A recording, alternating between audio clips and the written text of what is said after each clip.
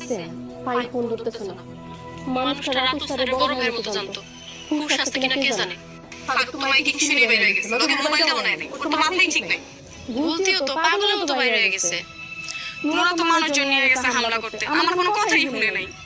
ঠিকই আছে, রাতুল স্যারের লোকে আমরাও মরছি। এমনি সব শেষ, চিন্তা করার কোনো লাভ নেই। এবার শয়তানগুলো সবকিছু শেষ করে দেখছি। চলো আমরা হাসপাতালের দিকে যাই, যদি ওই জায়গায় কোনো খবর পাওয়া যায়।